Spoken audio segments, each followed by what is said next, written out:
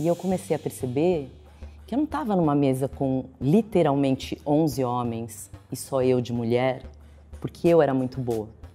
Sim, eu era muito, muito boa, mas ali, no meio daqueles 11 homens, talvez 9 pudessem ser substituídos por mulheres melhores do que eles.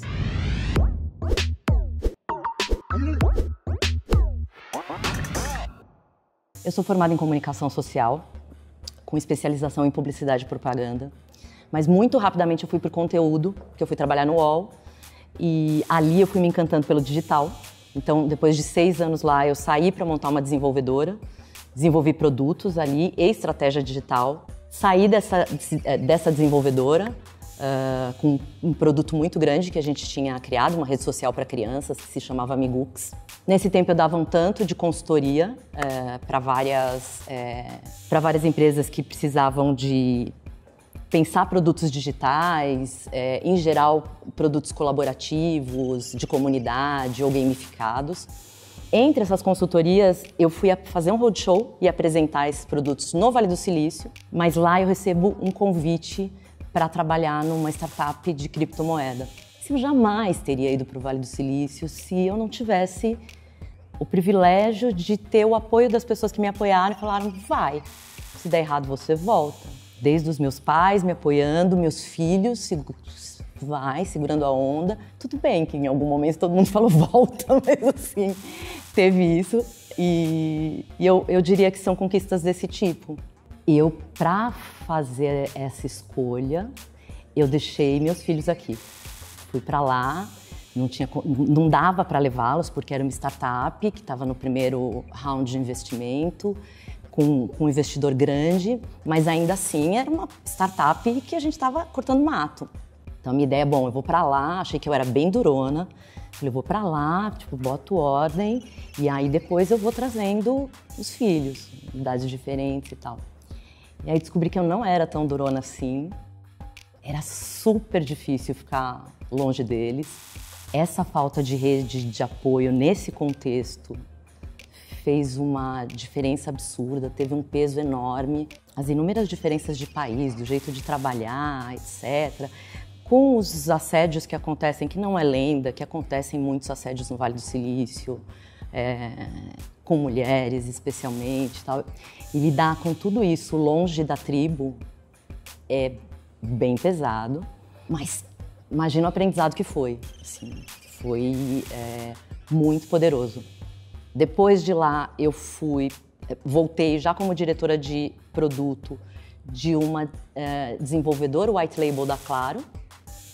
Lá eu assumi o Claro Cursos e lancei um produto que foi outro spin-off. Dessa experiência, eu fui trabalhar finalmente pela primeira vez numa agência de comunicação que fazia posicionamento, é uma das maiores agências da América Latina, que faz posicionamento estratégico de grandes marcas. Descobri que eu adoro fazer gestão de crise e ter uma adrenalina e poder surfar no caos. Tem muito a ver com o meu perfil de trabalhar e poder criar. Adoro. Bem por isso que eu gosto de vocês. Eu fiquei sabendo da oportunidade de vir para a Fundação estudar, eu estava com saudade de produto, estava com saudade de educação, e aí eu vim para cá. Sobre dinâmicas de gênero, eu não acho que haja mais em produto, talvez em tecnologia sim, mas a gente vai conseguir inverter isso, trabalhando para que mais e mais meninas programem, mas eu acho que o que acontece está mais relacionado ao status, ao nível hierárquico, do que à área.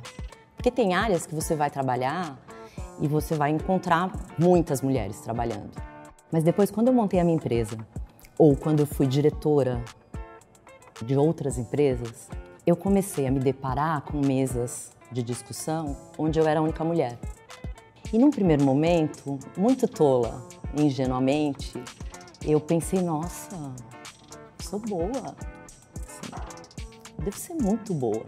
E aí por isso que eu não acredito em conquistas individuais, eu acredito em conquistas coletivas.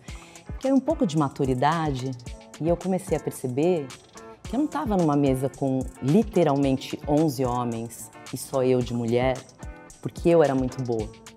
Sim, eu era muito, muito boa, mas ali, no meio daqueles 11 homens, talvez 9 pudessem ser substituídos por mulheres melhores do que eles. Existe uma predisposição maior para aceitar homens medíocres do que mulheres medíocres. Se você vê uma mulher numa mesa de diretoria, num board, você pode ter certeza que ela é muito competente para aquilo, porque ela teve que passar por muita coisa para conseguir aquele lugarzinho dela ali. Enquanto os homens, não necessariamente. Você vai encontrar homens talentosos ali, mas você vai ver outros. O quê? Eu conheço meia dúzia de mulheres mais talentosas que poderiam estar aqui. Desculpa, a pessoa tem história, a mais velha da casa, entendeu? Assim, aguenta. Quando eu fui convidada para trabalhar no Vale do Silício, e aí eu fui contar para as pessoas achando que as pessoas iam me dar parabéns, pá, que é o que um homem ouviria. As pessoas falavam, e as crianças, coitadas? As crianças têm pais. Isso foi muito chocante para mim. Eu ouvi poucos parabéns, muito mais ressalvas do que parabéns.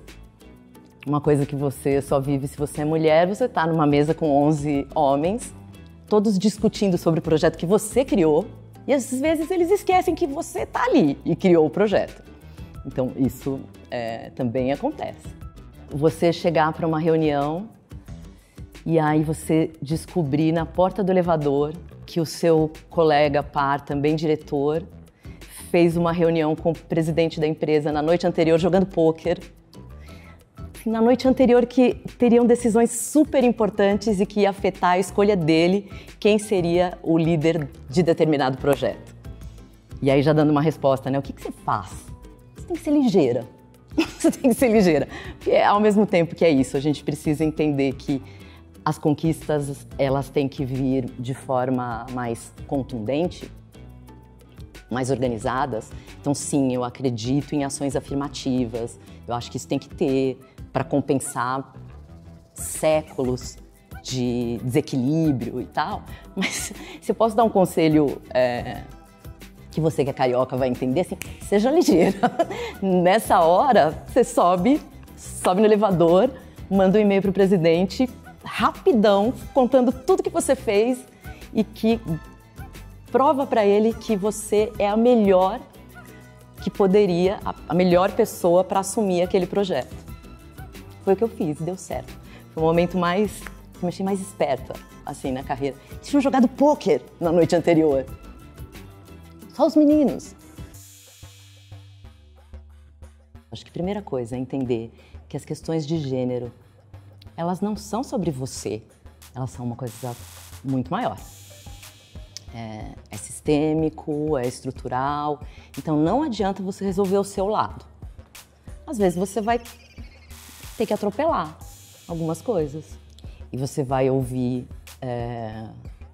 que você é desnecessariamente um trator ou que você foi agressiva, sendo que você só foi contundente. Esses clichês todos que a gente sabe, que as mesmas características que aparecem num homem, quando aparece numa mulher é firme, numa decisão, ela é arrogante. Né? Então, isso vai acontecer. Então, assim, dane-se. Entenda que isso é um clichê, que faz parte desses recursos para manter as coisas como elas estão. Entenda o que você tem de diferencial, e aí não só como mulher, mas como profissional, como ser humano, e respeite isso. Não tente ser igual a todo mundo, igual a uma parcela, não. É aquilo que você tem de único. Então, aí sim, aí é importante olhar para você.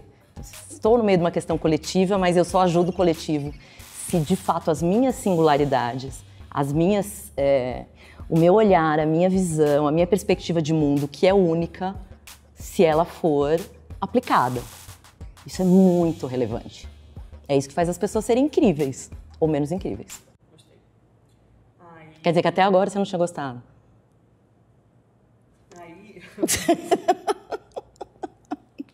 não sei qual é que é o jeito de estar aquela introdução. E pensando um pouco no mercado corporativo ou de empreendedorismo, tem uma coisa que se vende muito, que é a gente ficar se desenvolvendo para melhorar sempre e tentar acabar com os nossos erros.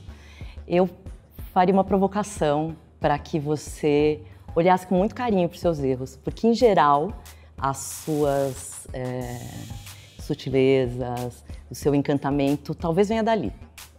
Nós somos essa síntese de coisas boas, coisas ditas ruins, mas tudo isso é a gente. Às vezes a gente tem um lado mal-humorado, às vezes a gente tem um lado mais pessimista. E aí olhar como isso tudo compõe e usar a teu favor, não necessariamente cortando ou negando isso, mas entendendo que inclusive isso é uma ferramenta.